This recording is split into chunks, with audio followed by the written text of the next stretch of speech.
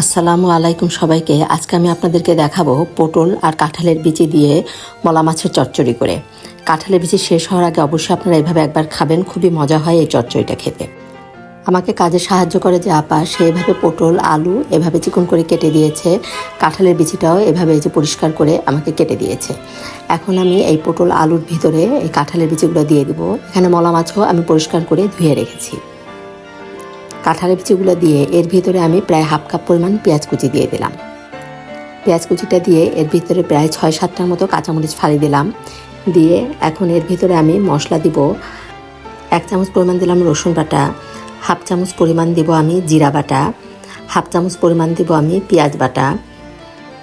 তারপর গুঁড়া মশলা আমি এর ভিতর দিব হাফ চামচ পরিমাণ লাল মরিচের গুঁড়া, আর দিব হাফ চামচ পরিমাণ হলুদের গুঁড়া, আর দিব আমি পরিমাণ মতো লবণ। ছোটো মাছের চচ্চড়িতে কিন্তু মশলা যত কম দিবেন ততই কিন্তু খেতে বেশি মজা হয়। এখন আমি এই যে লবণটা দিয়ে এর ভিতরে আমি দিয়ে দিব পরিমাণ মতো তেল।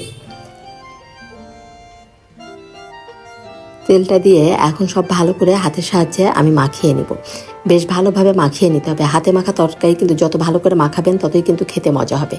এভাবে চেপে চেপে আমি মশলাগুলো সব সবজির সাথে ভালো করে মাখিয়ে নিলাম।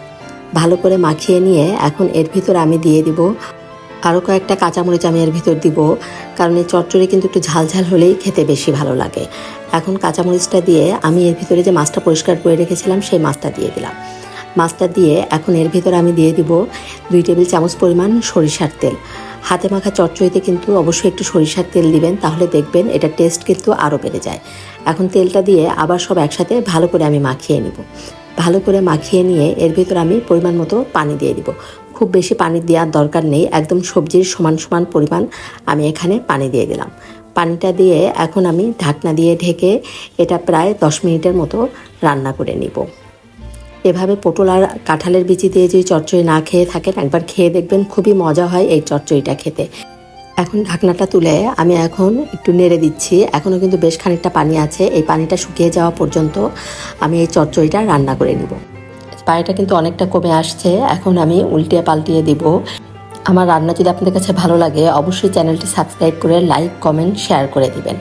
এই যে এখন আমি উল্টিয়ে দিয়ে আবার ঢাকনা দিয়ে ঢেকে 2-3 মিনিটের মতো একটু রান্না করে নিব।